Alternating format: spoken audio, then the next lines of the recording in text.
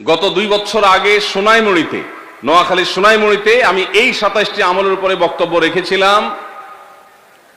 আমাকে সোনাইমুড়ির এক যুবক বিস্মিত করেছে, চমৎকৃত করেছে, সারপ্রাইজড করেছে। সে এক দাঁড়ানোতে টানা 27টা আমল বলে দিয়েছে। আমি নিজে বইয়ের লেখক হয়েও আমি বলতে পারবো না, 27টা টানা বলতে পারবো না, একটু বেঁধে বেঁধে বলতে হবে। কিন্তু সেই তরুণ টানা 27টা বলে দিয়েছে। তো বগুড়ার যুবকরা এই চ্যালেঞ্জ নিতে রাজি আছেন ইনশাআল্লাহ? রেডি তো তাহলে? ঠিক আছে ইনশাআল্লাহ। আমি সাধারণত ওয়াজ করার পর কি করলাম সেটা আবার শুনি, ফিডব্যাক নেই। শুধু আমি ওয়াজ করে চলে যাব, পানি শেষে চলে যাব, মাছ ধরবো না, তা তো হয় না। এই জন্য আজকের ওয়াজের পরে মাছ ধরা হবে ইনশাআল্লাহ। ঠিক আছে তো ইনশাআল্লাহ? যে যত বেশি প্রশ্নের উত্তর দিতে পারবেন সে তত বড় মাছ, রুই কাতল হিসাবে বিবেচিত হবে ইনশাআল্লাহ। যদি আল্লাহ তাআলা আমাদেরকে মানুষ করে সৃষ্টি করেছেন, মাছের চেয়ে অনেক শ্রেষ্ঠ আমরা, শুধু বুঝার সুবিধার্থে বলা। আল্লাহ আমাদেরকে মনোযোগের সাথে শোনা এবং আমল করার তৌফিক দান করুন। ভাইরা আমার, রমাদান কেন্দ্রিক যে সমস্ত আমল, যে সমস্ত করণীয় আমাদের আছে, তার মধ্যে প্রথম করণীয় হলো শাবানের 29 তারিখে পশ্চিম আকাশে রমজানের চাঁদ তালাশ করা। এটা একটা আমল। কোন দিন চাঁদ তালাশ করবেন? শাবানের 29 তারিখ। এই বছর আমাদের দেশে শাবানের 29 তারিখ কবে হচ্ছে? রোজা কবে থেকে শুরু হচ্ছে? তাহলে 29শে শাবান সন্ধ্যায়, যেদিন থেকে রোজা হওয়ার সম্ভাবনা আছে, সেই দিন সন্ধ্যায় মাগরিবের আগে পশ্চিম আকাশের দিকে চাঁদ অনুসন্ধান করার চেষ্টা করে তাকাবেন। পশ্চিম আকাশে চাঁদ অনুসন্ধান করার জন্য যদি চেষ্টা করেন, একটু খোঁজার চেষ্টা করেন, চাঁদ দেখতে যদি পান তো ভালো। এমনকি যদি চাঁদ দেখতে নাও পান, চাঁদ দেখার চেষ্টা যে করেছেন এর কারণ আপনার আমল নামাতে সওয়াব লেখা হবে, একটা সুন্নত আদায় করার সওয়াব। ভাইরা আমার, আমরা আমাদের ছেলেবেলায়, আমাদের শৈশবে রমজানের আনন্দ আঁচ করতাম পশ্চিম আকাশের চাঁদ দেখে। ঈদের আনন্দের সূচনা এবং শুরুই হতো ঈদের চাঁদ দেখার মধ্য দিয়ে। এমন একটা সময় আমরা এখন এসে পৌঁছেছি যেই সময়ে সবাই চাঁদ তালাশ করে, কিন্তু সেটা আকাশে না, ফেসবুকে।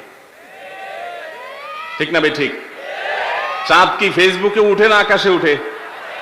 তাহলে সবাই যদি ফেসবুকে চাঁদ তালাশ করেন, আকাশে চাঁদ দেখবে কে? ও ইসলামী ফাউন্ডেশনের হেলাল কমিটি, চাঁদ দেখা কমিটির কিছু মানুষ, তাদের উপরে নির্ভর করে 18-20 কোটি মানুষ তারা ফেসবুকে তাকায় আছে। এটা খুবই দুর্ভাগ্যজনক একটা বাস্তবতা। নবী করিম সাল্লাল্লাহু আলাইহি সাল্লামের হাদিসটা আমরা লক্ষ্য করি, তিনি বলেছেন, সোমু লিরুইয়াতিহি ওয়া আফতিরু লিরুইয়াতিহি, তোমরা চাঁদ দেখে সিয়াম সাধনা করবে, চাঁদ দেখে রমাদান উদযাপন করবে, চাঁদ দেখে রমাদানের ইবাদত বন্দেগী করবে, আর চাঁদ দেখে তোমরা ঈদ উদযাপন করবে। চাঁদ দেখে তিনি আমাদেরকে রোজা রাখতে বলেছেন। অতএব চাঁদ দেখতে হবে কি হবে না? ভাইরা আমার, বিলুপ্ত হওয়া মৃত প্রায় সুন্নাহগুলোর মধ্যে থেকে একটা হলো চাঁদ তালাশ করার সুন্নাহ। এটা ফরজে কিফায়া, মুসলিম সমাজের কেউ যদি না করে সবাই গুনাহগার হবে। এটা খুবই রিস্কি একটা বিষয়, দুর্ভাগ্যজনক একটা বিষয় যে 20 কোটি মানুষের রমজান মাত্র মুষ্টিমেয় কয়েকজন মানুষের দেখার উপর নির্ভর করবে। ভাইরা আমার, আমরা পশ্চিম আকাশে চাঁদ দেখার চেষ্টা করব ইনশাআল্লাহ। যদি চাঁদ দেখতে পান আপনি, তাহলে নবী সাল্লাল্লাহু আলাইহি সাল্লামের সেখানে একটা দোয়া পড়বেন, আল্লাহুম্মা আহিল্লাহু আলাইনা বিল ইয়ুমনি ওয়াল ঈমান ওয়াস সালামাতি ওয়াল ইসলাম রব্বি ওয়া রাব্বুকাল্লাহ। চাঁদকে লক্ষ্য করে বলবেন, চাঁদের সাথে কথা বলবেন। চাঁদ আপনার কথা হয়তো বুঝবে না, কিন্তু আল্লাহর এরকম সৃষ্টি যারা আমাদের কথা বুঝতে পায় না, তাদেরকে লক্ষ্য করে কিছু বলার মানে হলো আপনি মূলত আপনার মনের আকুতিকে প্রকাশ করছেন। চাঁদকে লক্ষ্য করে নবী সাল্লাল্লাহু আলাইহি সাল্লাম চাঁদ দেখলে পড়তেন, আল্লাহুম্মা আহিল্লাহু আলাইনা বিল ইয়ুমনি ওয়াল ঈমান। হে আল্লাহ, এই যে চাঁদ আমি দেখতে পাচ্ছি, এই চাঁদের পুরো মাসটাকে যে আমার জন্য বরকত এবং ঈমান দিয়ে পরিপূর্ণ করে দিন। এই চাঁদ পুরো মাস জুড়ে থাকবে, অতএব এই পুরো মাস জুড়ে এই চন্দ্র মাসে আমি আপনার কাছে আমার জীবনে প্রভূত বরকত, কল্যাণ এবং ঈমান আপনার কাছ থেকে চাই। ওয়াসসালামাতি ওয়াল ইসলাম, এবং আমি নিরাপত্তা চাই। এই চাঁদ, এই চন্দ্র মাস আমার জন্য যেন নিরাপদ হয় এবং ইসলামের সাথে যেন এই মাস আমি অতিবাহিত করতে পারি, ঈমানের সাথে যেন অটল অবিচল থাকতে পারি। রব্বি ওয়া রাব্বুকাল্লাহ, হে চাঁদ, তোমার সৃষ্টিকর্তা পালনকর্তা আর আমারও পালনকর্তা এক আল্লাহ। ভাইরা আমার, চাঁদ দেখার চেষ্টা করা যাবে তো ইনশাআল্লাহ? সোশ্যাল মিডিয়াতে আপনি চাঁদের খবর খোঁজেন, দোষ নাই, কিন্তু আমরা সবাই যদি সোশ্যাল মিডিয়াতে চলে যাই, পশ্চিম আকাশে চাঁদটা দেখবে কে? দুর্ভাগ্য। মসজিদ মাদ্রাসার ছাত্ররা, ওলামা একরাম, তারাও চাঁদ তালাশ করতে দেখা যায় খুবই কম, খুবই নগণ্য। আল্লাহ তাআলা আমাদের সবাইকে মৃত প্রায় সুন্নাহকে জিন্দা করার তৌফিক দান করুন। এই বছর 29শে রমাদান শুক্রবারে হবে না শনিবারে হবে? কে কে চাঁদ দেখবেন হাত তোলেন। আল্লাহ আমাদের সবাইকে চাঁদ দেখার তৌফিক দান করুন। মৃত সুন্নাহকে জিন্দা করার নিয়তে চাঁদ দেখবেন ইনশাআল্লাহ। আল্লাহ আমাদের সবাইকে আমল করার তৌফিক দান করুন। ভাইরা আমার, তাহলে রমজান কেন্দ্রিক প্রথম আমল পেয়ে গেলাম, প্রথম কর্মসূচি পেয়ে গেলাম, সেটা হলো শাবানের শেষ তারিখে পশ্চিম আকাশে চাঁদ তালাশ করবো ইনশাআল্লাহ। নাম্বার 2, রমজানের দ্বিতীয় আমল, যেটা রমজানের প্রধান আমল মূলত কি সেটা বলেন দেখি। রমজানের প্রধান আমল কি ভাই? রোজা রাখা। মাশাআল্লাহ, উত্তর সঠিক। রমজান মাসের প্রধান আমল হলো রোজা রাখা।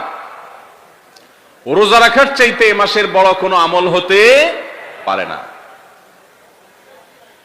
রোজা রাখা রমজানের সুন্নত না মুস্তাহাব? ফরজ।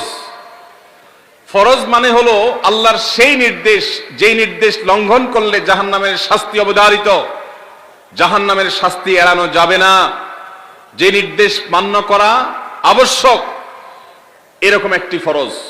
ইসলামের স্তম্ভ কয়টা ভাই? 5টা। নবী করিম সাল্লাল্লাহু আলাইহি সাল্লাম বলেছেন, বুনিয়াল ইসলামু আলা খামস, ইসলাম দাঁড়িয়ে আছে 5টি ফাউন্ডেশনের উপরে, 5টি খুঁটির উপরে, 5টি ভিত্তির উপরে। সেই 5টি ভিত্তির 1 নম্বর হলো শাহাদাতি আল্লাহ ইলাহা ইল্লাল্লাহ ওয়া আন্না মুহাম্মাদান রাসূলুল্লাহ, আল্লাহ ছাড়া ইবাদত এবং উপাসনার উপযুক্ত আর কেউ নাই, আর মুহাম্মদ সাল্লাল্লাহু আলাইহি সাল্লাম আল্লাহর পাঠানো রাসূল, এই কথার সাক্ষ্য মুখে দেওয়া, এটা হলো 1 নম্বর স্তম্ভ। স্তম্ভ নম্বর 2, 5 ওয়াক্ত নামাজ আদায় করা। স্তম্ভ নম্বর 3, যাকাত আদায় করা, যাদেরকে আল্লাহ সামর্থ্য দিয়েছেন, সচ্ছলতা দিয়েছেন। স্তম্ভ নম্বর 4, হজ করা। স্তম্ভ নম্বর 5, রমজানের রোজা রাখা। তবে অনেক হাদিসে রমজানের রোজাকে 4 নম্বরে আর হজকে 5 নম্বরে রাখা হয়েছে। তাহলে রমজান মাসের রোজা রাখা এটা শুধু ফরজ না, মৌলিক ফরজ। নবী করিম সাল্লাল্লাহু আলাইহি সাল্লাম বলেছেন, যদি কেউ জীবনে একটি রোজাও শরিয়া গ্রাহ্য ওজর ছাড়া কেউ যদি ভঙ্গ করে, রোজা না রাখে, রমজানের পরে যদি সে সারা জীবনও রোজা রাখে, দায় মুক্ত হয়তো হয়ে যাবে, সে কাজা আদায় করেছে, কাফারা আদায় করেছে, দায় মুক্ত হয়তো হয়ে যাবে, কিন্তু রমজানের একটা রোজা রেখে আল্লাহর কাছে যে পরিমাণ মর্যাদার অধিকারী হওয়ার কথা, সারা জীবন রোজা রেখেও রমজানের ওই একটা রোজার ক্ষতিপূরণ করা সম্ভব নয়। এই জন্য সবাই রমজান মাসে ফরজ রোজা রাখবো তো ইনশাআল্লাহ। সকল প্রাপ্তবয়স্ক সুস্থ ইমানদারের জন্য রমজানের রোজা রাখা ফরজ। ভাইরা আমার, পৃথিবীতে আজ অনেক বিজ্ঞানী রোজা বা ফাস্টিং এর উপরে গবেষণা করে অনেক বড় বড় পদক, অনেক বড় বড় পুরস্কার জিতেছে। এখন ডাক্তাররাও আমাদেরকে বলে যে একটা সময় আমরা যেন ফাস্টিং করি, একটা সময় আমরা যেন না খেয়ে থাকি, এটা আমাদের স্বাস্থ্যের জন্য ভালো। নবী সাল্লাল্লাহু আলাইহি সাল্লাম সেই 1500 বছর আগে আল্লাহর দেয়া বিধান আমাদেরকে জানিয়েছেন। রমজানে পুরো মাস রোজা, শাবানে মুহররমে বেশি বেশি নফল রোজা, সোমবার বৃহস্পতিবার সাপ্তাহিক রোজা, চাঁদের 13, 14, 15 আইয়ামে বীজের মাসিক রোজা। নিয়মিতভাবে এই রোজা, এই সিয়ামগুলো যদি পালন করি আমরা, তাহলে আল্লাহর সন্তুষ্টি এবং জান্নাত লাভ যেমন হবে, ঠিক একইভাবে আমরা দুনিয়াতে সুস্থ সবল থাকতে পারবো। আমাদের শরীরে অতিরিক্ত যে চর্বি তৈরি হয়, বিশেষ করে আজকের বিশ্ব বাস্তবতায়, এই চর্বিগুলোকে বার্ন করার জন্য রোজার কোনো বিকল্প নাই। যদিও চর্বি বার্নের উদ্দেশ্যে রোজা রাখলে সে রোজা রোজা নয়, আমাদের উদ্দেশ্য হবে আল্লাহর সন্তুষ্টি অর্জন, পাশাপাশি পার্থিব উপকারিতা এমনি পেয়ে যাব। আল্লাহ আমাদের সবাইকে রমজান রোজা রাখার তৌফিক দান করুন। ভাইরা আমার, নবী করিম সাল্লাল্লাহু আলাইহি ওয়াসাল্লাম তিনি বলেছেন, যে ব্যক্তি রমজানে ঈমান এবং ইখলাসের সাথে আল্লাহকে খুশি করবার জন্য রমজান রোজা রাখবে, আল্লাহ তার পূর্বের সমস্ত গুনাহ মাফ করে দিবেন। অনেক যুবক আছেন গ্যাস্ট্রিকের অজুহাতে, অনেকে আছেন প্লাস্টিকের অজুহাতে রোজা রাখেন না। কারো গ্যাস্ট্রিক, কারো প্লাস্টিক। সামান্য একটু রোজা রাখতে যে যুবক পারে না, সে নিজেকে মুসলিম দাবি করে কোন মুখে? মাত্র 12-14 ঘন্টা যে না খেয়ে থাকার মতো চ্যালেঞ্জ নিতে পারে না, সে আবার কিসের মুসলমান দাবি করে নিজেকে? এই জন্য ভাইরা সবাই রোজা রাখবো তো ইনশাআল্লাহ। বাসা বাড়িতে বাচ্চাদেরকে কৈশোর বয়স থেকে তাদেরকে রোজা রাখতে শেখাবেন। সাহাবায়ে কেরাম আশুরার রোজা পর্যন্ত বাচ্চাদেরকে রাখাতেন এবং তাদেরকে খেলনা দিয়ে ভোলাতেন, রোজা রাখতে তাদের সাহায্য করতেন। আজ এমন এক প্রজন্ম আমরা গড়ে তুলছি, যেই প্রজন্ম শুধু ভোগ শিখেছে, ত্যাগ শিখে নাই। বাচ্চা কাচ্চাদেরকে দেখবেন মা বাপ বড় বড় মোবাইল, স্মার্টফোন তাদের হাতে তুলে দিচ্ছেন। তারা মুখ দিয়ে কোনো কথা বললেই সেটা নেওয়ার জন্য, কেনার জন্য বাপ মা অস্থির ব্যাকুল হয়ে যাচ্ছেন। তাদেরকে সংগ্রাম, ত্যাগ, চ্যালেঞ্জ নেওয়া, এগুলো তাদেরকে শেখাচ্ছেন না। মনে রাখবেন, ভোগ করতে কোনো যোগ্যতার দরকার হয় না, ত্যাগ করতে যোগ্যতার দরকার হয়। ভোগ করতে সবাই পারে, ত্যাগ করতে সবাই পারে না। এই জন্য সন্তানকে ভোগ নয়, ত্যাগ শেখাতে হবে। আল্লাহ আমাদেরকে তৌফিক দান করুন। আপনার বাচ্চা যদি রোজা রাখা শিখে, শখ করে রোজা রাখে, তাকে বাধা দিবেন না, তাকে রোজা রাখতে দিবেন। কারণ সে রোজা রাখার মধ্য দিয়ে গরিব অভাবী মানুষের কষ্ট অনুভব করবে, ফিল করবে। সে রোজা রাখার মধ্য দিয়ে আল্লাহর নৈকট্যের ফিলিংস তার মধ্যে আসবে, ইসলামী সংস্কৃতিকে সে অনুভব করবে, আঁচ করবে। এই জন্য সন্তানকে কৈশোর বয়স থেকেই, কিশোর বয়স থেকেই তাকে রোজা রাখতে সাহায্য করবেন ইনশাআল্লাহ। ঠিক আছে না ভাই? বাচ্চাদের প্রথম হয়তো রোজা অর্ধেক রাখবে, দুপুরে ভেঙে ফেলবে, এরপর না হয় বিকাল পর্যন্ত রাখবে, এরপর না হয় সন্ধ্যা পর্যন্ত রাখবে, কিন্তু অভ্যাস তাকে গড়ে তুলতে হবে। আল্লাহ আমাদেরকে তৌফিক দান করুন। ভাইরা আমার, তাহলে রমজানের প্রধান আমল রোজা রাখা। এই রোজা ইচ্ছাকৃত শরিয়া গ্রাহ্য ওজর ছাড়া ভাঙা জায়েজ নাই, হারাম। যদি কেউ ভাঙে অথবা না রাখে সে ফাসিক। অতএব এই রোজার চর্চা আমাদের করতে হবে। আল্লাহ আমাদের সবাইকে তৌফিক দান করুন। তাহলে 3 নম্বর আমল হলো রমজান মাসের, 2 নম্বর আমল হলো রমজান মাসে রোজা রাখা। 3 নম্বর আমল হলো রাতে তারাবির নামাজ আদায় করা। রাতে কি আদায় করা ভাই? তারাবির নামাজ আদায় করা কি ফরজ না নফল? ফরজ না সুন্নত? সুন্নত, সুন্নতে মুআক্কাদা। নবী করিম সাল্লাল্লাহু আলাইহি সাল্লাম বলেছেন, মান সামা মান কামা রমাদানা ঈমানান ওয়া ইহতিসাবা গুফিরা লাহু মা তাকাদ্দামা মিন যামবি। যে ব্যক্তি রমজান মাসে রাতে দাঁড়িয়ে তারাবির নামাজ পড়বে, তার পূর্বের সমস্ত গুনাহ খাতা মাফ করে দেওয়া হবে। এই জন্য তারাবির নামাজ পড়বো তো ইনশাআল্লাহ। তারাবির নামাজ 4G গতিতে হবে না 5G গতিতে?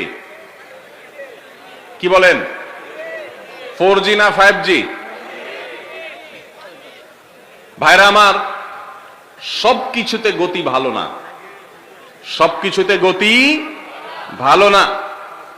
নেটের গতি যত বেশি হয় তত ভালো, কিন্তু নামাজের গতি, ইবাদত, সিজদার গতি, তারাবির গতি যত কম হয়, যত ধীরে ধীরে হয়, যত শান্তশিষ্ট ভাবে হয়, তত আল্লাহর কাছে বেশি মর্যাদাবান হয়।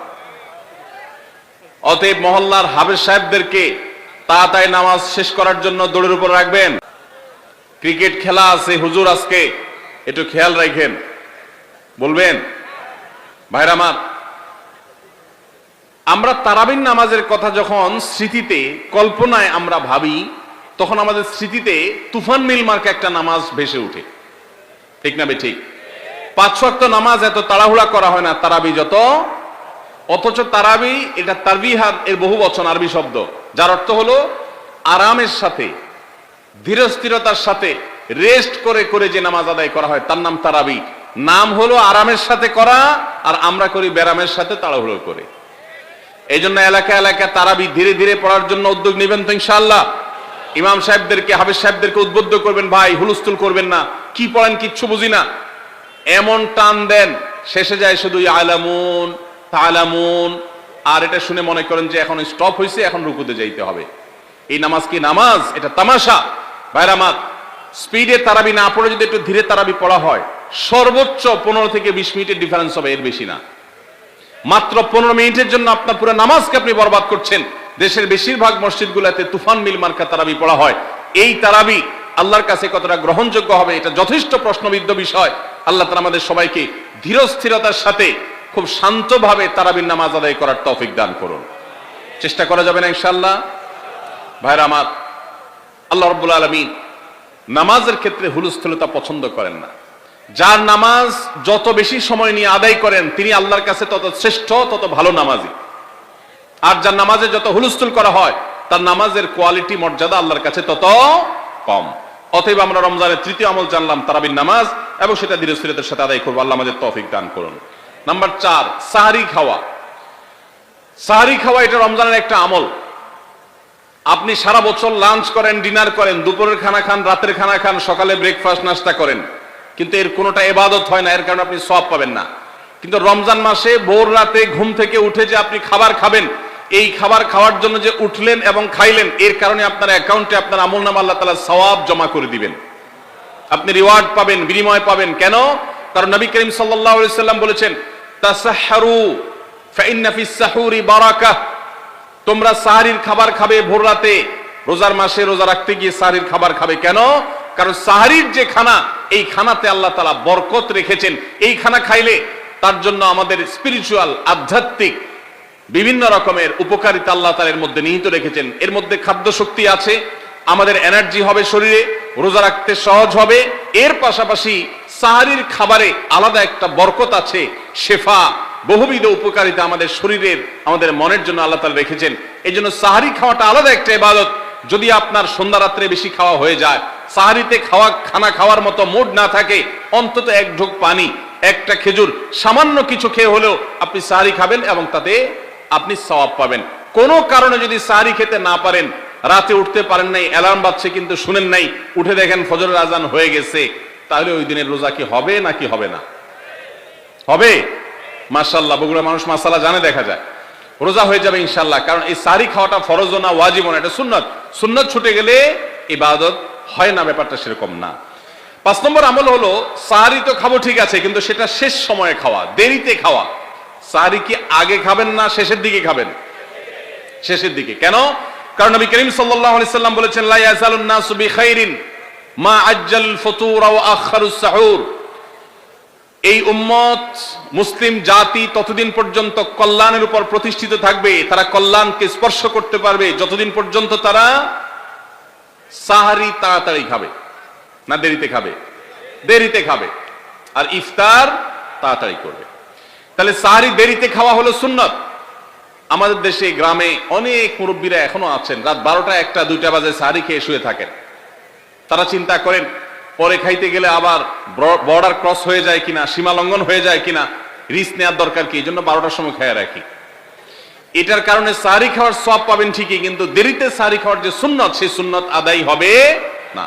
এই জন্য দেরিতে খাবেন। দেরিতে খাওয়ার মানে আবার এরকম দেরি না যে আপনি আর মুয়াজ্জিন সাহেব দুজন কম্পিটিশন করছেন, আপনার হাতে খাবারের প্লেট আর মুয়াজ্জিনের হাতে মাইক, আপনি আগে শেষ করেন আর মুয়াজ্জিন আগে আজান দিবে, কম্পিটিশন চলছে। এত দেরি করে একেবারে লাস্ট মিনিট পর্যন্ত খাওয়া সুন্নত নয়। কথা কি বুঝাতে পারছি? কয়েক মিনিটের গ্যাপ রেখে তারপরে খাবার শেষ করবেন। কারণ নবী করিম সাল্লাল্লাহু আলাইহি সাল্লাম সাহরি খেয়ে শেষ করে ফজর নামাজ শুরু করতেন, এর মধ্যে 50টা আয়াত পড়ার মতো গ্যাপ রাখতেন, অর্থাৎ প্রায় 10 মিনিটের মতো একটা গ্যাপ থাকতো। এই জন্য আমরা একটা গ্যাপ রেখে তারপর সাহরি শেষ করব। অর্থাৎ ফজরের আজান যদি হয় উদাহরণস্বরূপ 5:25 বা 30, তাহলে আমরা 2-4 মিনিট আগে সাহরি খেয়ে শেষ করবো ইনশাআল্লাহ। তাহলে সাহরি দেরি করে খাওয়া, শেষের দিকে খাওয়াটা সুন্নত। আল্লাহ আমাদেরকে আমল করার তৌফিক দান করুন। রমজান মাসে সাহরির নামে একটা নতুন নাটক শুরু হয়েছে এদেশে, সেটার নাম হলো সাহরি পার্টি। আপনারা শুনেছেন? বিশেষ করে শহরের ছেলেফেলেরা, ইউ পোলাপান, তারা আজকাল ভোর রাতে বন্ধু বান্ধব সহ রেস্টুরেন্টে গিয়া সাহরি পার্টির আড্ডা বাইর করছে। শয়তানি এবং ফাইজলামির আর কোনো জায়গা নাই, সাহরির জন্য পার্টি বাইর করছে, তাও আবার ছেলে মেয়ে একসাথে মিলেমিশে।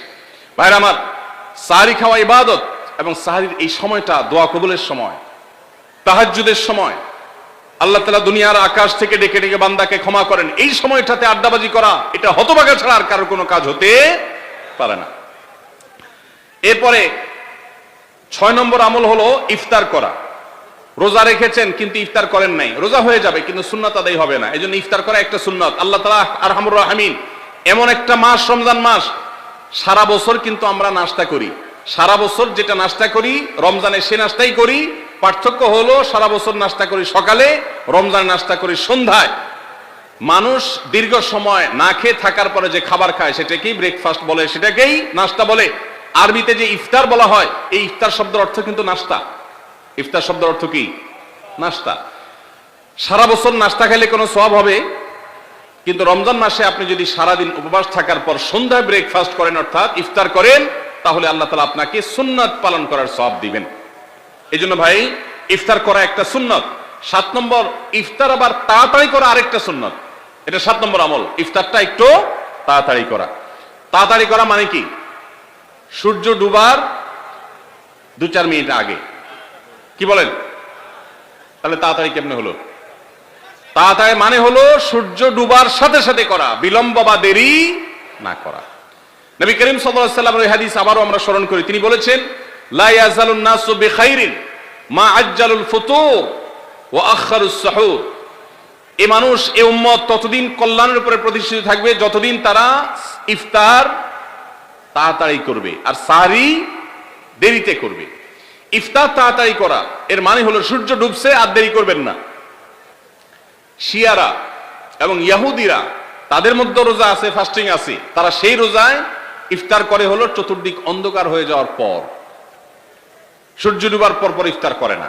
তো এই জন্য নবী সাল্লাল্লাহু আলাইহি সাল্লামের আদর্শ হলো তার বিপরীত, অর্থাৎ সূর্য ডুবার পর পর ইফতার করে ফেলা, অতিরিক্ত বিলম্ব না করা। আল্লাহ আমাদেরকে আমলের তৌফিক দান করুন। 8 নম্বর আমল হলো ইফতারের দোয়া পড়া। ইফতারের দোয়া জানা আছে ভাই? কি দোয়া? আমরা একটা দোয়া কমন জানি বাংলাদেশে মানুষ, সেটা হলো আল্লাহুম্মা লাকা সুমতু আলা রিজকিকা আফতারতু। এটাও হাদিসে বর্ণিত হয়েছে, কিন্তু হাদিসের সনদ নিয়ে অনেকে কোনটা নিয়ে আলাপ তুলেছেন, প্রশ্ন তুলেছেন। আল্লাহুম্মা লাকা সুমতু মানে হলো, হে আল্লাহ, আপনার উদ্দেশ্যে রোজা রেখেছি, ওয়া আলা রিজকিকা আফতারতু, এবং আপনার দেওয়া রিজিক দিয়ে ইফতার করেছি। আর ইফতারের আরেকটা দোয়া হলো যাহাবাজ জামা ওয়াবতাল্লাতিল উরুক ওয়া সাবাতাল আজরু ইনশাআল্লাহ। এটা একটা দোয়া। যদি এগুলো দোয়ামূলক নয়, আমরা দোয়া বলছি, এটা মূলত আল্লাহর কাছ থেকে একটা প্রত্যাশা। এর অর্থ হলো যাহাবাজ জামা, আমার পিপাসা দূর হয়ে গেছে, ওয়াবতাল্লাতিল উরুক, আমার শিরা উপশিরাগুলো সব সিক্ত হয়ে গেছে, ওয়া সাবাতাল আজরু ইনশাআল্লাহ, এবং আল্লাহ চাহেন তো এই রোজার বিনিময় আমার সাব্যস্ত হয়ে গেছে আল্লাহর কাছে, এটা স্থির হয়ে গেছে। এটা হলো ইফতারের দোয়া। ইফতারের দোয়াটা কি ইফতারের আগে করব না পরে করব? ইফতারের দোয়াটা যারা ইফতারের আগে করার পক্ষে তারা হাত তোলেন। অল্প সংখ্যক মানুষ, আর বাকিরা সবাই কি পরের পক্ষে না মাঝখানের পক্ষেও আছেন লোক? সব পরের।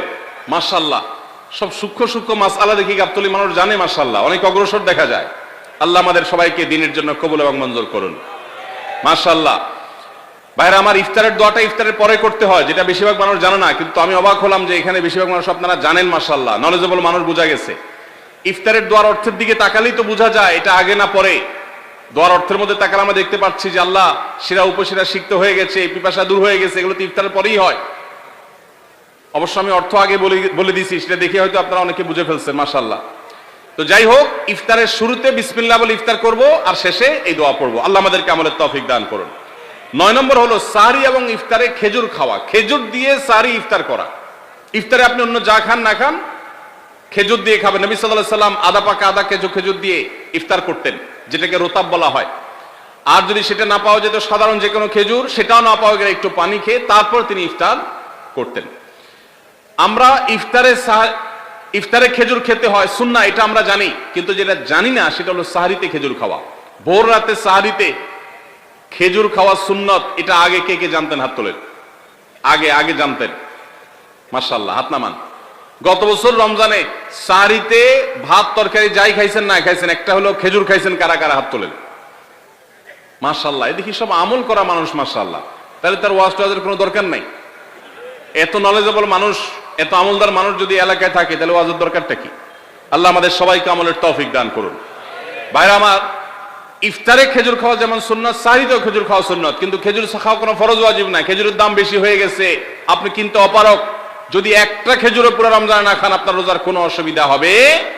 তবে নবী সাল্লাল্লাহু আলাইহি ওয়াসাল্লাম যেহেতু ইফতার এবং সাহরিতে খেজুর খেতেন, আর খেজুরে প্রচুর পরিমাণ সুগার আছে, উপকারী, যেটা মানুষের স্বাস্থ্যের জন্য উপকারী, প্রচুর পরিমাণ এনার্জি আছে, খাদ্য শক্তি আছে, সারাদিন রোজা রেখে আমাদের যে সুগারের ঘাটতি হয় সেটা পূরণ করার জন্য সহায়ক হয়। এই জন্য সাহরি এবং ইফতারে খেজুর খাওয়া এমনিতেও উপকারী। আর নবী সাল্লাল্লাহু আলাইহি ওয়াসাল্লামের সুন্নাত, তিনি বলেছেন, নি'মা সাহুরুল মুমিনি আত-তামার, ইমানদারের সাহারির আইটেমের মধ্যে সবচেয়ে বেস্ট, উত্তম হলো খেজুর। এই জন্য অন্য যাই খান না খান, একটু হলো, এক পিস হলো খেজুর খাবেন, ইনশাআল্লাহ সুন্নাত আদায় করার নিয়তে খেলে এই খেজুর সুন্নাতটা আদায় হয়ে যাবে, আল্লাহ তাআলা চাহেন তো।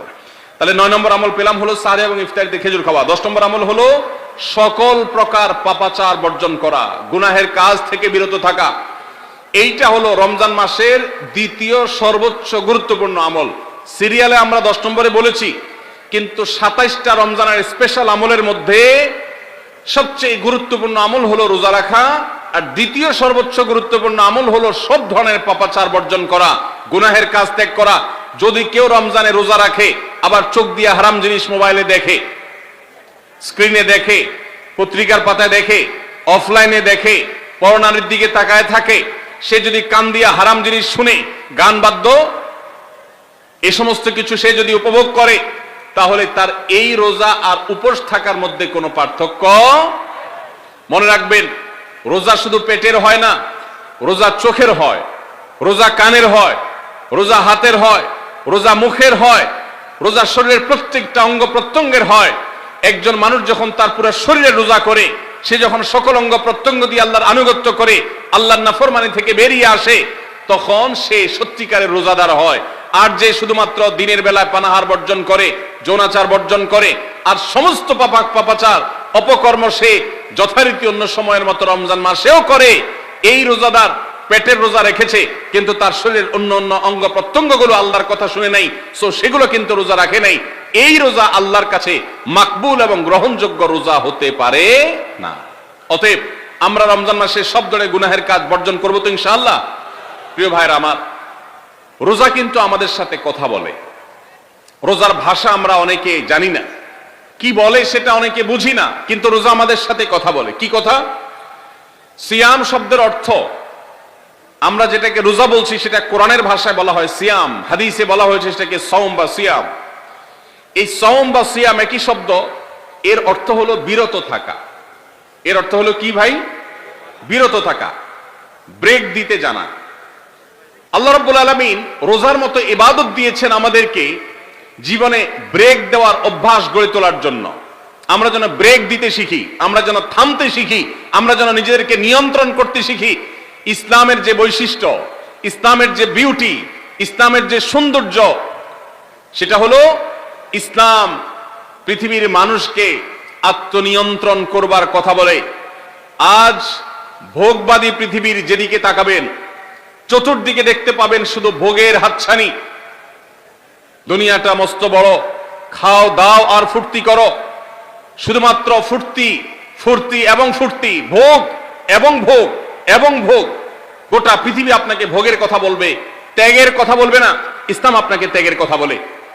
আপনি ঈদ উদযাপন করবেন, ঈদ উল ফিতর, সেখানে পর্যন্ত ইসলাম বলে আগে গরিবের বাসায় ফিতরা পৌঁছাবে, তারপর তুমি ঈদগাহে যাবে, ঈদের আনন্দ করবে। আপনি কোরবানির ঈদে পশু জবাই করে গোশত খাবেন, উৎসব করবেন। ইসলাম বলে ভালো কথা, তুমি উৎসব করবে, তোমাকে উৎসব করতেই দেওয়া হয়েছে, কিন্তু আগে গরিবের বাসায়ও গোশত পাঠাবে ঈদের, সেটা নিশ্চিত করবে, তার পাশাপাশি তুমি ঈদ উদযাপন করবে। আমরা যে রমজানের রোজা রাখি, এই রোজা আমাদেরকে বিরত থাকার কথা বলে। সেই বিরত থাকাটা কি? সেটা হলো আমরা যখন রোজা রাখি, আমাদের পিপাসা হয়, আমাদের ক্ষুধা লাগে, পিপাসা হয়, আবার হাতের সামনে হয়তো পানিও আছে। আমার ক্ষুধা লাগে, হাতের সামনে হয়তো খাবারও আছে, কেউ দেখছেও না, সিসি ক্যামেরাও নেই, বদ্ধ রুমে কক্ষের মধ্যে কিন্তু আমি রোজাদার। কোন রোজাদার রোজার মধ্যে খায়, পান করে? কেন? কারণ সে জানে আল্লাহ নিষেধ করেছেন। আমরা যখন ইফতার সামনে নিয়ে বসে থাকি সন্ধ্যাবেলায়, ভাইরা আমার, সারা বছর নাস্তা তো আল্লাহ তাআলা কম হোক বেশি হোক সবাইকে করার তৌফিক দেন, আমরা সবাই তো কম বেশি নাস্তা করি। সারা বছর আপনি যদি বুফে গিয়ে 100 আইটেমের নাস্তা দিয়েও আপনি খাবার গ্রহণ করেন, সকালের ব্রেকফাস্ট আপনি খান, ইফতারের সময় মাত্র 2-4টা আইটেম নিয়ে বসে থেকে আজানের জন্য, সূর্য ডুবার জন্য যে অপেক্ষা করেন, ওই অপেক্ষার সময় যে অবর্ণনীয় স্বাদ আর তৃপ্তি পাওয়া যায়, পৃথিবীর সমস্ত খাদ্য গ্রহণের মধ্যেও এই তৃপ্তি বা স্বাদ নাই। নবী সাল্লাল্লাহু আলাইহি ওয়াসাল্লাম সেজন্য বলেছেন, লিসসাইমি ফারহাতান, রোজাদার ব্যক্তিকে দুটি আনন্দ দেওয়া হয়, ফারহাতুন ইনদা ফিতরি ওয়া ফারহাতুন ইনদা লিকাই রাব্বি। একটা আনন্দ হলো ইফতারের সময়, অবর্ণনীয়, ভাষায় প্রকাশ করবার অযোগ্য। কি ভালো লাগা কাজ করে, ইফতারের জন্য আমরা বসে আছি, খাবার সামনে আছে রকমারি, শীতল শরবত সামনে আছে, রকমারি খাবারের পসরা সাজানো আছে টেবিলে, দস্তরখানে, এদিকে পেটে ক্ষুধাও আছে, কিন্তু আমরা মিনিট গুনছি, আমরা সময় দেখছি, ঘড়ির দিকে তাকিয়ে আছি, সূর্য কখন ডুববে। সূর্য ডুবেছে আর সাথে সাথে আমরা ইফতার করছি। এই যে আল্লাহর নির্দেশের অপেক্ষা, ইসলাম রোজার মাধ্যমে আমাদেরকে সেই শিক্ষাটা দিতে চায়। রোজা আমাদের সাথে সেই কথা বলে যে দেখো, তুমি জীবনে বিরত থাকতে শিখো, গোটা পৃথিবী তোমাকে ভোগ শিখাবে, ইসলাম তোমাকে ত্যাগ শিখাবে, ইসলাম তোমাকে কন্ট্রোল করা শিখাবে। আমাদের তরুণদের চরিত্রকে নষ্ট করবার জন্য, তাদেরকে নানাভাবে উস্কানি দেওয়ার জন্য, বিনোদনের নামে, নিউজের নামে, বিজ্ঞাপনের নামে, বিভিন্ন নামে অশ্লীল নানা দৃশ্য, খোলামেলা দৃশ্য তাদের সামনে দেখানো হয়, ভোগের আহ্বান করা হয়। ইসলাম বলে, হে মুসলিম তরুণ, তোমার চোখের এরিয়ার মধ্যে কোনো পরনারী, কোন সুন্দরী নারী পড়ে গেছে, তুমি আঁচ করতে পেরেছ, সাথে সাথে তোমার দৃষ্টিকে তুমি নিয়ন্ত্রণ করো, অবনত করো। কুল্লিল মুমিনিনা ইয়াগুদ্দু মিন আবসারিহিম ওয়া ইয়াহফাযু ফুরুজাহুম। আল্লাহ বলেছেন, হে রাসূল বলে দিন ঈমানদার পুরুষদেরকে, তারা যেন তাদের চোখগুলোকে নামিয়ে রাখে, তাদের সম্ভ্রমকে তারা সংরক্ষণ করে। মনে রাখবেন, যা খুশি তা করতে পারা এটা যোগ্যতা নয়। নিজেকে নিয়ন্ত্রণ করলাম, যা খুশি তা করব না, এর নাম হলো যোগ্যতা। ডায়রিয়ার রোগী ডাইরেক্ট হয়ে যায়, যা খুশি যে করে, নিজের মন যেদিকে তাকে নাচায় সেদিকে নাচে, এই লোকটা অসুস্থ মানুষের মতো। আর মুসলিম যুবক, মুসলমান মানুষ, নারী পুরুষ, সে নিজেকে নিয়ন্ত্রণ করে। আল্লাহ এটা হারাম করেছেন, আমার মন চায়, চাইলেই আমি সেটা নিতে পারি, কিন্তু আমি নেব না। আমি একটা জিনিস ধরতে পারি, আল্লাহ হারাম করেছেন, সেজন্য আমি ধরবো না। এই শিক্ষাটা রমজান আমাদেরকে দেয়। অতএব রমজানের সবচেয়ে গুরুত্বপূর্ণ আমল হলো এই 10 নম্বর আমল, সেটা হলো পাপাচার বর্জন করা।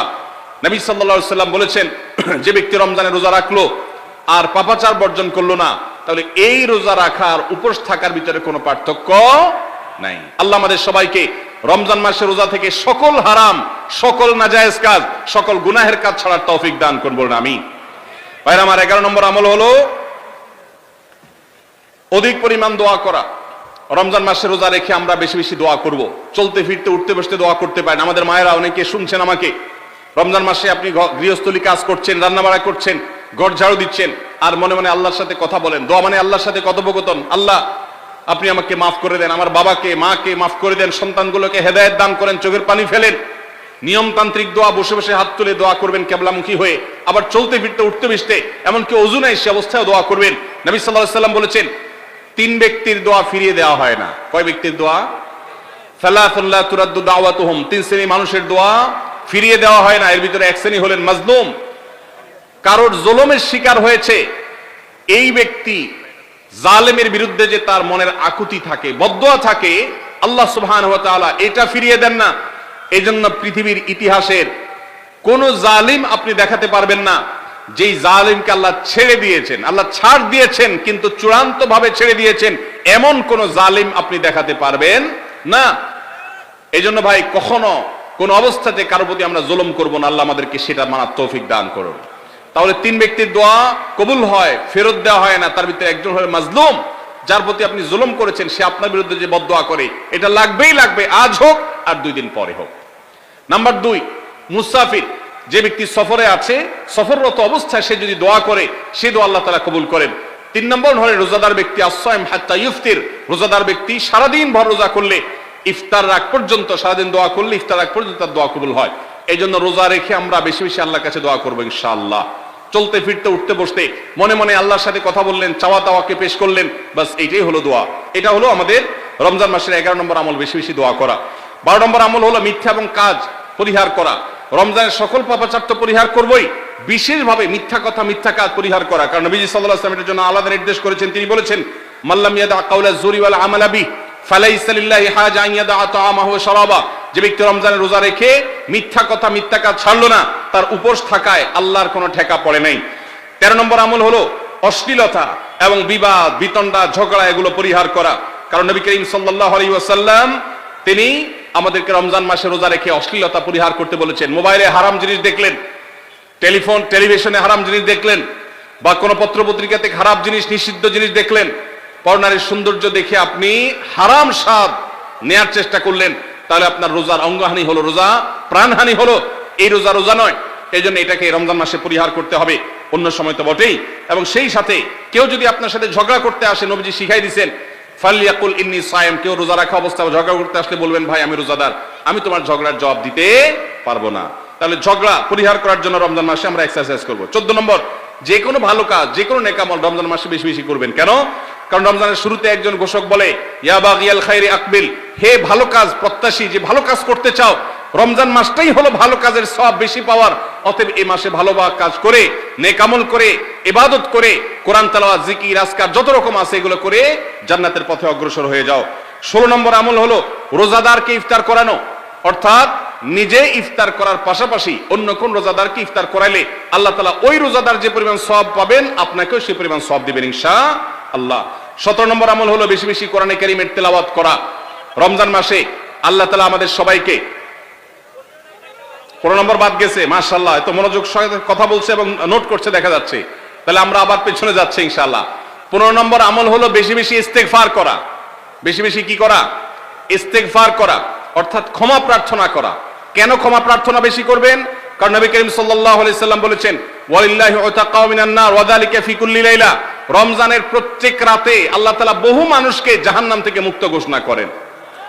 ভাইরা আমার, আমাদের পাপাচারের কারণে জাহান্নামীদের তালিকা নাম উঠে থাকলেও রমজানে আল্লাহ বহু মানুষকে ঠিক দেন যে এই লোককে জান্নাতি ঘোষণা করা হলো, জাহান্নাম থেকে মুক্ত ঘোষণা করা হলো। এই জন্য এই মাসে আল্লাহর কাছে বেশি বেশি মাফ চাইতে হয়, ইস্তেগফার করতে হয়, চোখের পানি ফেলে দোয়া করতে হয় যে আল্লাহ আপনি মাগফিরাত নসিব করেন।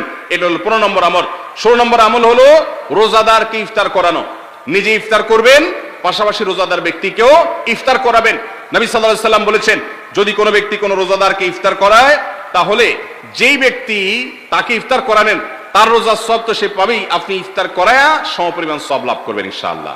অতএব মসজিদে ইফতার দেওয়ার ব্যবস্থা করা যেতে পারে, রাস্তাঘাটে, বিশেষ করে পাবলিক পরিবহনে, এমনকি প্রাইভেট গাড়িতেও সন্ধ্যার সময়, ইফতারের সময় অনেক সময় খাবার থাকে না, তখন আপনি রাস্তা দাঁড়িয়ে যদি সামান্য একটু খেজুর, সামান্য একটু পানি বিতরণ করতে পারেন, তাহলে সওয়াবটা পাওয়া যেতে পারে। আপনার বাসা আশেপাশে অনেক অভাবী মানুষ আছে, তাদের বাসায় আপনি ইফতার পৌঁছে দিতে পারেন, এর মাধ্যমে রোজাদারকে ইফতার করানোর সওয়াব পেতে পারেন। 17 নম্বর আমল হলো বেশি বেশি কোরআনে কারীমের তেলাওয়াত করা। কোরআনে কারীমের তেলাওয়াত রমজান মাসে বেশি বেশি করব। কেন? কারণ হলো এই মাসটাই হলো কোরআন নাজিলের মাস। আল্লাহ তাআলা রমজান মাসে কোরআন নাজিল করেছেন। আল্লাহ বলেছেন, শাহরু রমাদান আল্লাযী উনজিলা ফীহিল কুরআন হুদাল লিন-নাস ওয়া বায়িনাতিন মিনাল হুদা ওয়াল ফুরকান। রমজান মাস এমন মাস যে মাসে আল্লাহ তাআলা কোরআন নাজিল করেছেন, এইজন্য এই মাসে বেশি বেশি রোজ কোরআন তেলাওয়াত করতে হবে।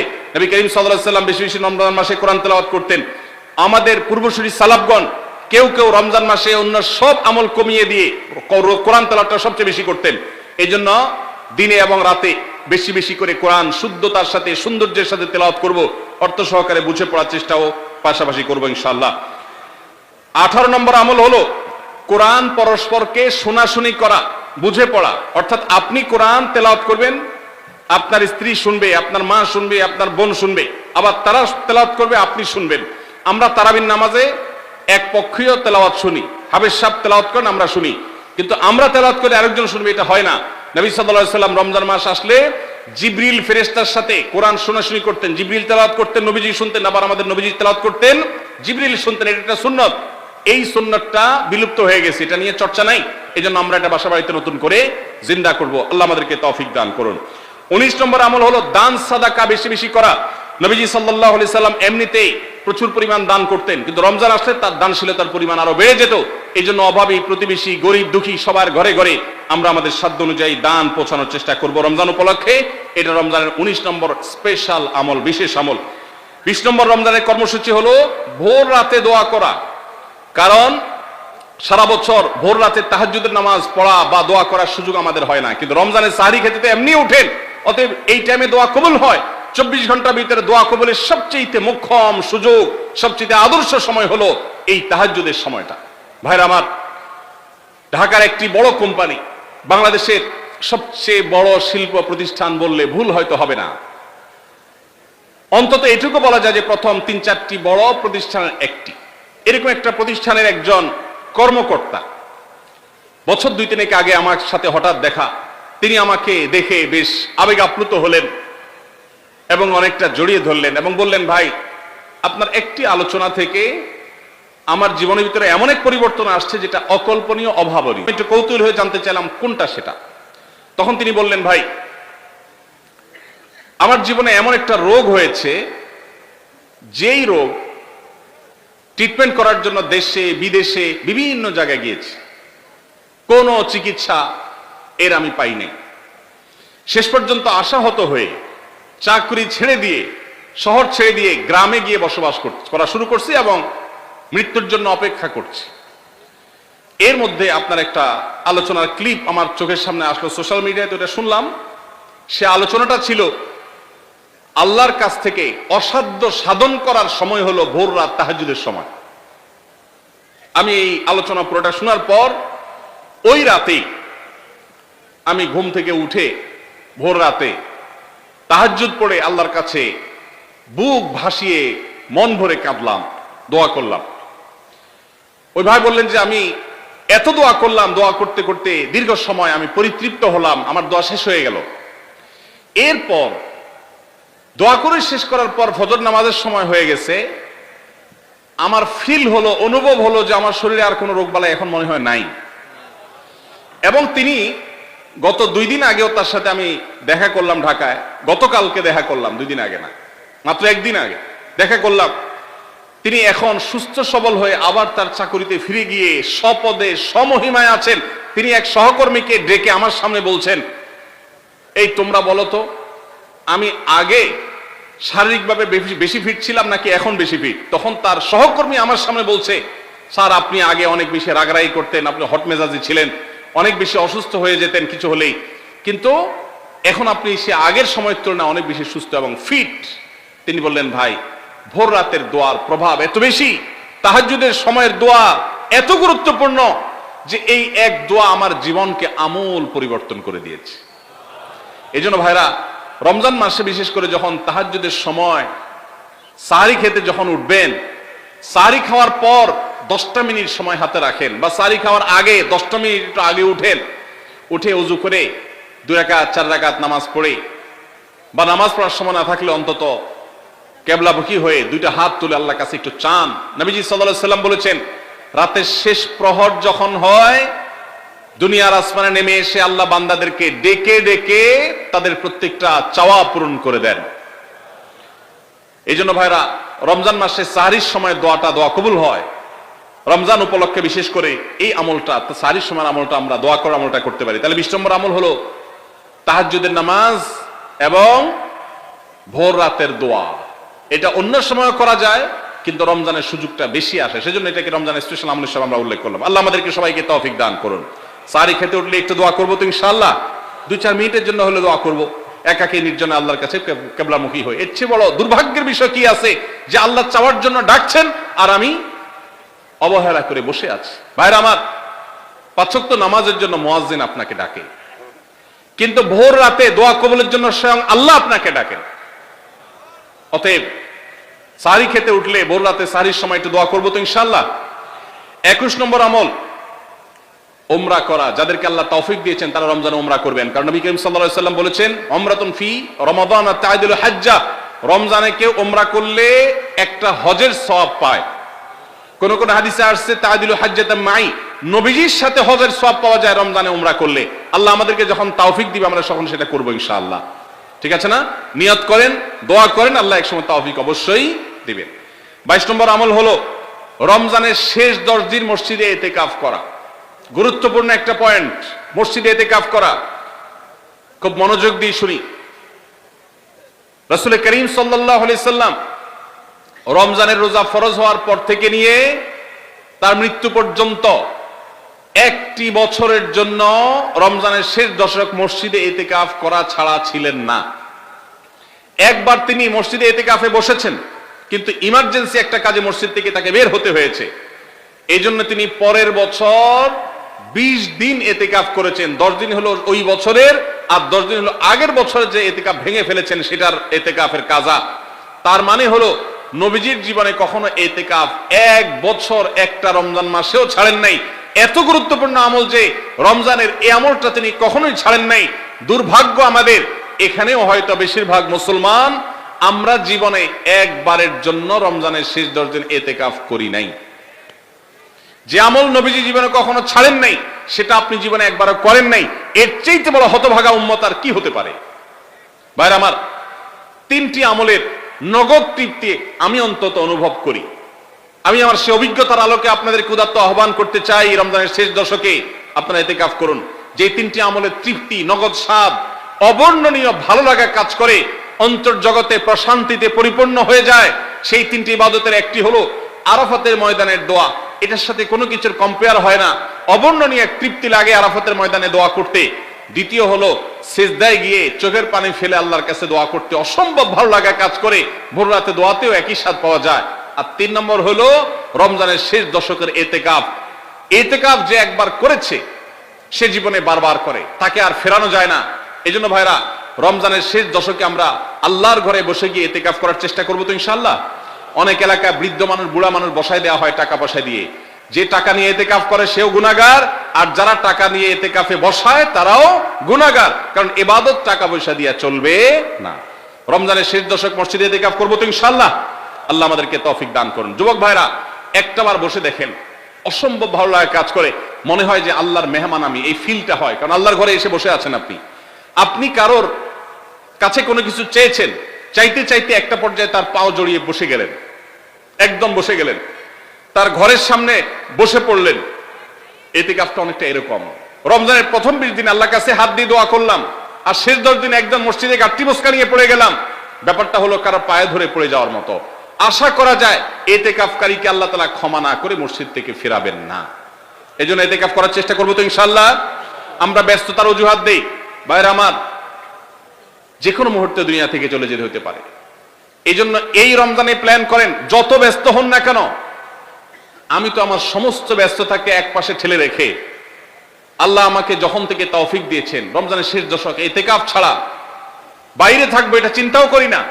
এই জন্য যুবক ভাইদেরকে বলবো, প্রত্যেকটা মহল্লাতে 2 জন 5 জন 10 জন করে যুবকরা বসেন, কোরআনের গ্রুপ স্টাডি করেন, কোরআনের পাঠচক্র করেন, নিজেরা কোরআন হাদিসের আলোচনা করেন, রোনাজারি এবং দোয়া করেন। 10টা দিন আল্লাহর সাথে কানেক্টেড হওয়ার চেষ্টা করেন।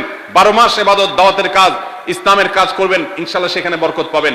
রমজানের শেষ দশকে ইতিকাফ করবেন তো ইনশাআল্লাহ। আল্লাহ আমাদের সবাইকে তৌফিক দান করুন। 23 নম্বর আমল হলো শেষ দশকে ইবাদতের মাত্রা বাড়িয়ে দেওয়া। আমরা উল্টাটা করি। আমাদের দেশে রমজানের প্রথম দশকে মসজিদ ফুল হয়ে, বারান্দা ফুল হয়ে, রাস্তায়ও মুসল্লি দাঁড়ায়। আর 10 রমজান চলে গেলে 20 রমজান পর্যন্ত বাহিরের মুসল্লি কমতে কমতে বারান্দার মুসল্লি কমে ভিতরে চলে আসে। আর শেষ 10 দিনে আসলে, ঈদের দিনগুলো যখন কাছে আসে, তখন 5 ওয়াক্ত নামাজের ওই নিয়মিত মুসল্লি ছাড়া বাকিগুলো সব উধাও হয়ে যায়। নবী সাল্লাল্লাহু আলাইহি সাল্লাম কি করতেন? তার উল্টাটা। আমাদের আয়েশা বলেছেন, কানা ইয়াজিতাহিদু ফীহি মা লা ইয়াজিতাহিদু ফী গায়রি। আমাদের নবীজি সাল্লাল্লাহু আলাইহি সাল্লাম রমজানের শেষ দশকে ইবাদতের জন্য যত কষ্ট করতেন, যত সাধনা করতেন, অন্য কোন সময় ইবাদতের জন্য এত সাধনা করতেন না। অথচ আমরা দেখা যায় শেষ দশক অবহেলা কাটাই। এজন্য ভাইরা, শেষ দশকে ইবাদতের পরিমাণ আরো বাড়িয়ে দিতে হবে, আমলের পরিমাণ বাড়িয়ে দিতে হবে। এটাই আল্লাহ তাআলার নির্দেশনা, সেটাই রমজানের শেষ দশকের আমল। 24 নম্বর আমল হলো শেষ দশকে পরিবারকে ঘুম থেকে ডেকে তোলা। এটা আলাদা সুন্নাহ। নবী সাল্লাল্লাহু আলাইহি সাল্লাম রমজানের শেষ দশক হলে কানা ইযা দাখালাল আশর আহইয়া লাইলা ওয়া আইকাযা আহলা, তিনি পরিবারকে ঘুম থেকে ডেকে তুলতেন এবং স্ত্রী সঙ্গ ত্যাগ করতেন। শেষ দশক কোমর বেঁধে ইবাদত করতেন। এটা 24 নম্বর আমল। তাহলে শেষ দশক পরিবারকে ঘুম থেকে ডেকে তোলা। নবীজি অন্য কোন সময় ঘুম থেকে ইবাদতের জন্য ডাকতেন না, নফল নামাজ যার ইচ্ছা সে পড়বে, যার ইচ্ছা পড়বে না। কিন্তু শেষ দশক এত বড় অফার, এত বড় সুযোগ, কারণ লাইলাতুল কদর শেষ দশকে আছে, এই জন্য এই দশকে ইবাদতের জন্য পরিবারকে তিনি ডেকে তুলতেন। তারা শুয়ে থাকুক, তিনি এটা সহ্য করতেন না। এই জন্য 24 নম্বর আমল হলো রমজানের শেষ দশকে পরিবারকে ঘুম থেকে ডেকে তোলা এবং স্ত্রী সঙ্গ ত্যাগ করা শেষ দশকের জন্য। 25 নম্বর আমল হলো লাইলাতুল কদর অনুসন্ধান করা। রমজানের শেষ দশকের প্রত্যেকটা রাতে কিন্তু শবে কদর হতে পারে, বিশেষ করে বেজোড় রাতে 21, 23, 25, 27, 29 এই রাতগুলোতে লাইলাতুল কদর হওয়ার সম্ভাবনা অনেক জোরালো। সৌদি আরবের মানুষ তাদের বেজোড় রাতে তালাশ করবে, আমরা আমাদের বেজোড় রাতে তালাশ করব ইনশাআল্লাহ। নবীজি সাল্লাল্লাহু আলাইহি সাল্লাম বলেছেন যে তাহাররাউ লাইলাতুল কদর ফিল বিতি মিনাল আশরিল আওয়াখির মিন রমাদান, রমজানের শেষ দশকের বেজোড় রাতগুলোতে তোমরা শবে কদর হতে পারে সে আশা বেশি বেশি করে ইবাদত বন্দেগী করো।